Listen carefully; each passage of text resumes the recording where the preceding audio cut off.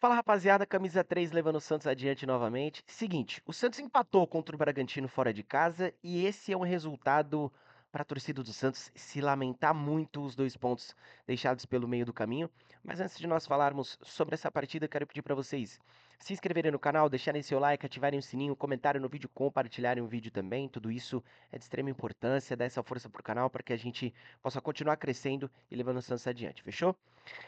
O Santos ficou no empate fora de casa contra o Bragantino e, como eu falei, esse empate é um empate que tem que ser lamentado demais pelo Santos. Primeiro, pelo que foi o jogo, segundo, pela sequência que o Santos tem pela frente. Esse jogo contra o Bragantino era uma oportunidade do Santos se afastar ainda mais da zona de rebaixamento, criar uma gordura ainda maior em relação à zona de rebaixamento, porque o Santos enfrentou o Bragantino lá em Bragança e na sequência enfrenta 3 adversários diretos na briga contra o rebaixamento: o Grêmio, o Ceará e o próprio Corinthians. Então, somar 3 pontos em Bragança era de extrema importância, né?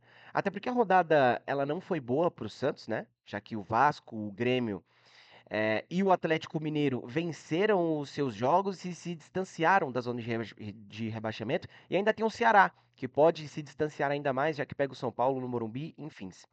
É, e mais uma vez foi um jogo em que o Santos tentou se impor fora de casa.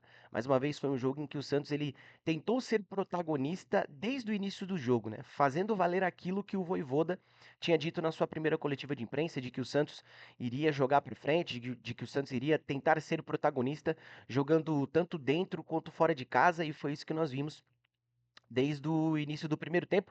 E essa foi a tônica de toda a metade do primeiro tempo. O Santos jogando com muita facilidade, dominando o meio de campo, fazendo um jogo tático e técnico muito inteligente. O Santos encaixotou o Bragantino na marcação, sem deixar que o Bragantino criasse grandes chances, principalmente com a bola no chão. E a única alternativa que o Bragantino encontrou nessa primeira metade do primeiro tempo foram as bolas esticadas, foram os lançamentos. E aí, eu queria até chamar atenção para esse ponto de que o Vojvoda eu acho que ele precisa trabalhar um pouco mais essa bola esticada, porque o Santos ele joga com uma linha de zagueiros muito alta, né? Praticamente a linha de zagueiro do Santos joga ali quase no meio campo, e essa é uma característica dos trabalhos do Vojvoda. Então, quando o Santos ele pega um time é, e imprime essa dificuldade para o time adversário, só sobra a bola esticada, ainda mais para o Bragantino, que é um time que gosta de jogar em velocidade. Então, várias vezes as bolas esticadas do Bragantino entraram nas costas dos marcadores do Santos. Acho que é um ponto em que o Vojvoda pode trabalhar um pouquinho mais esse time do Santos, mas enfim, o trabalho está no começo, né? Enfim, e essa foi a única oportunidade, essa foi a única, o único jeito que o Bragantino teve de criar, de tentar criar algumas situações para tentar incomodar o Santos. Eram bolas esticadas, da defesa para o ataque, do meio do campo para o ataque, enfim, o jogo do Santos, taticamente, era muito inteligente. O Santos encaixotou o Bragantino e não deixou que o Bragantino criasse com a bola no chão. E o Santos do Vojvoda, ele tem por característico o trato com a bola. Jogo curto, de muita associação entre os jogadores. Não à toa, esse time do Santos ele é muito compacto, não apenas na hora de defender, como na hora de atacar. Porque ontem o Brasão, mesmo o Santos tendo saindo atrás do placar, até então o Brasão não tinha trabalhado nenhuma vez, o Brasão não tinha feito nenhuma grande defesa, e essa vem sendo uma característica desse Santos do Vojvoda, um Santos do Vojvoda que não sofre na defesa. O Santos do Vojvoda que é muito compacto, tanto na hora de defender, quanto na hora de atacar. E essa é uma característica que nós não víamos no Santos, quando o Santos era comandado pelo Kleber Xavier, pelo próprio Caixinha, era sempre um jogo mais reativo, de bolas esticadas, de correria dos atacantes para explorar os espaços deixados pelo adversário, enfim. E eu já havia citado aqui em outras oportunidades, eh, que esse time do Santos ele tem essa característica do jogo curto. Ele tem essa característica do jogo associativo e essa característica precisava ser explorada. Algo que não aconteceu com os últimos 2 técnicos do Santos, né? O Kleber Xavier e o Pedro Caixinha. E o Vojvoda, não à toa, de uma maneira extremamente inteligente, vem potencializando essa característica desse time do Santos. Por isso que desde que o Vojvoda assumiu, e aí eu não vou nem contar o jogo contra o Fluminense, mas a partir do jogo contra o Atlético Mineiro, nós já conseguíamos ver isso. Um time mais compacto, um time que joga mais perto, um time que sempre oferece uma linha de passe segura. Os jogadores do Santos sempre têm duas opções de passe para tentar dar o passe, para dar o passe, sair, receber um jogo curto que envolve o adversário. E ontem contra o Bragantino, essa característica ficou visível e a cada jogo do Santos essa característica fica mais visível. Então esse é um ponto importante, um ponto alto do trabalho do Vojvoda. E o domínio que o Santos tinha na partida em cima do Bragantino, ele não demorou para surtir efeito. A primeira grande chance da partida foi do Santos com o Lautaro em um contra-ataque puxado pelo Rolheiser. O Rolheiser carrega a bola praticamente o campo inteiro, o Guilherme abre por uma ponta, o Lautaro faz um movimento inteligente nas costas dos atacantes, e essa é uma característica do Lautaro, recebe o passe do Rolheiser e finaliza para fora. Só que essa altura, depois dessa finalização do Lautaro, eu tinha até comentado com os amigos, né, num grupo do WhatsApp, de que não adiantava só o Lautaro ser prestativo, não adiantava só o Lautaro ser solidário. Ele também teria que aproveitar essas oportunidades que se ofereciam a ele, né? Porque é muito bom você ter um jogador que se doa, é muito bom você ter um jogador que corre, que marca bastante, que dá combate, mas esse jogador, sendo um atacante, sendo centroavante, ele precisa fazer gols, até porque o centroavante vive de gols, né? E depois dessas chances, o Santos continuou, depois dessa chance, o Santos continuou jogando melhor, dominando o jogo, sem deixar que o Bragantino se sentisse à vontade e empilhando boas chances. Uma com o Guilherme, em que ele recebe de frente pro gol, ele poderia ter tocado pro goleiro, mas ali eu até entendo o faro de um atacante de querer chutar pro gol. Outra boa chance com o Barreal, em que a bola é alçada na área do Bragantino, ela fica ali pipocando, sobra pro Barreal, ele chuta. A bola quase que passa por baixo ali do Cleiton e engana o goleiro do Red Bull Bragantino. E a mais clara dessas foi com o Zé Rafael. Uma bola que o Zé Rafael recebe em profundidade, fica cara a cara com o Cleiton. Ele poderia ter batido pro gol, mas ele preferiu dar um passe pro Lautaro, né? E aí chegou o zagueiro do Bragantino e acabou cortando e o Santos desperdiçou mais uma boa chance que teve para até então abrir o placar, né? Eh, e o Santos segue essa cena de não conseguir caprichar no último passe, sem conseguir caprichar na finalização, e isso é algo que vem acontecendo há muito tempo. Não só nas mãos do Vojvoda, mas também do Kleber Xavier, do Pedro Caixinha, enfim, mais para frente nós vamos falar sobre isso. E esse roteiro é conhecido pela torcida do Santos.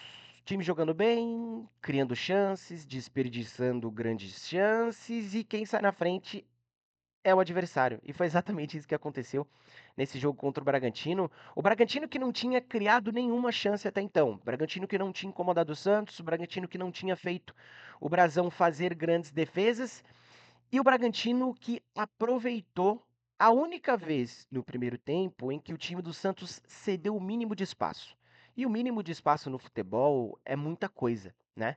Bola nas costas do Mike, que ontem não fez um grande jogo, o Alexis Duarte, que na minha visão fez uma boa estreia, é, também falhou na jogada, chegou meio atrasado, deixou a jogada para o Schmidt, que vinha acompanhando. O Schmidt meio que deixou o Lucas Barbosa adiantar, colocar a bola na frente. O Lucas Barbosa passou no meio de dois, deu uma cavadinha por cima do Brasão e fez 1-0 para o Bragantino. A partir daí, a partir do gol do Bragantino, o Bragantino se fechou e o Santos sentiu o gol, o Santos parou de criar.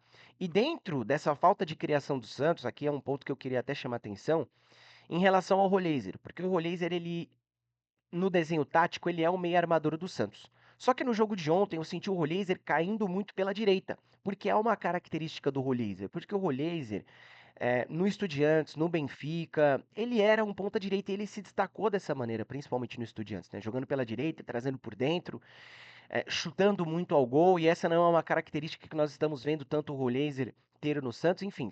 Mas eu senti o Roleiser caindo muito pela direita, batendo demais com o Barreal, que já estava ali justamente para associar com o lateral direito. Então o Roleiser jogando pela direita meio que deixava um buraco no meio campo do Santos. O Santos não tinha quem criasse, o Santos não tinha quem armasse. E o Roleiser, ele precisa, sendo o meio campo do Santos, jogar mais centralizado. Justamente porque o Roleiser tem essa facilidade do jogo curto, do jogo associativo. A bola quando cai no pé do Roleiser, o jogo anda.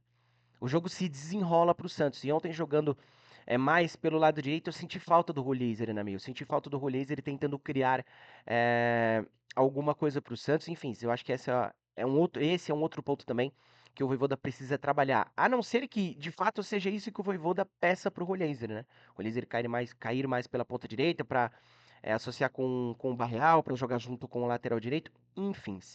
E o primeiro tempo se arrastou, o Santos não criou nada, o Bragantino também, o primeiro tempo acabou.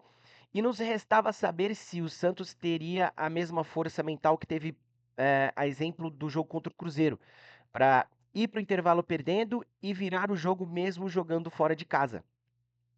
E o Santos volta para o segundo tempo sem nenhuma mudança, o Vojvoda traz o mesmo time a campo, até porque o Santos fez um bom primeiro tempo, é, a não ser ali por 15, 20 minutos, né? Depois que o Bragantino faz o gol, o Santos para de criar, mas foi um bom primeiro tempo do Santos.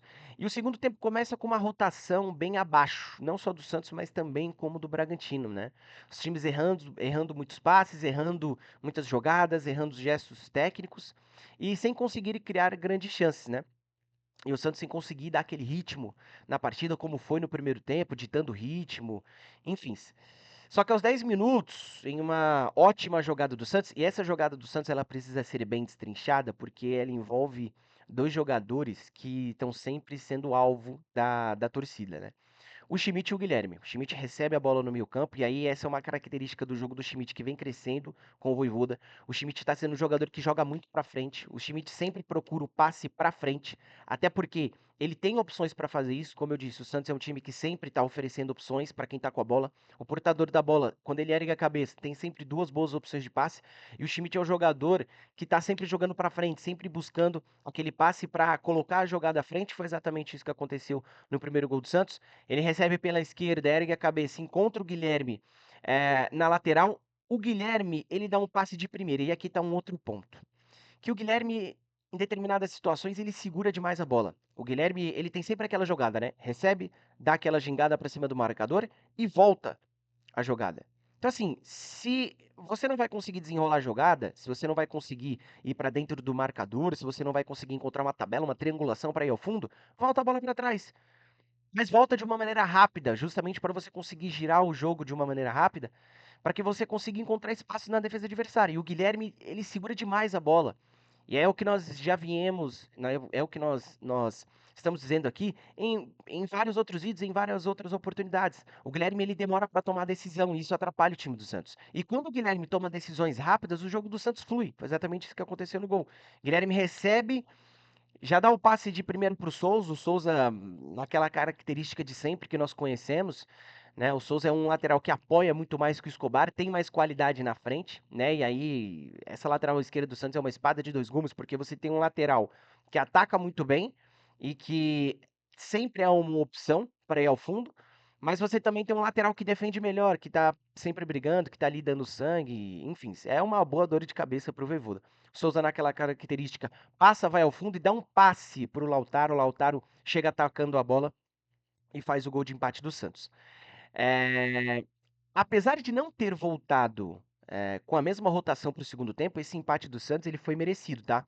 Pelo que o Santos produziu no primeiro tempo e pelo que o Santos já vinha tentando fazer no segundo tempo, coisa que o Bragantino não tentou fazer. O Bragantino meio que voltou para o segundo tempo para se defender, para jogar atrás da linha da bola, para buscar os contra-ataques. O Santos tinha mais a bola, como eu falei, mas sem ter tanto êxito nas jogadas, acabou que deu certo essa jogada, o Santos empata o jogo.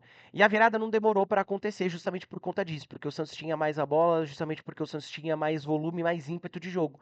4 minutos depois, o Lautaro, em jogada de centroavante, ele recebe, ganha na dividida do jogador do Bragantino, faz o giro e acha o Barreal livre passando pelo lado direito. O Barreal só tem o trabalho de dominar, puxar para a perna esquerda e tocar por cima do Cleiton. Barreal que não vinha fazendo um grande jogo tecnicamente, mas vinha fazendo um bom jogo taticamente. Um jogador que se doa, que corre, que fecha os espaços, que está sempre ajudando na marcação. Merecido demais o Lautaro ter feito o gol, ter dado essa assistência, porque presenteia um dos jogadores do Santos que mais corre, mais se doa, desde que o Vojvoda assumiu o comando do Santos e desde que o Lautaro também assumiu essa titularidade do time do Santos.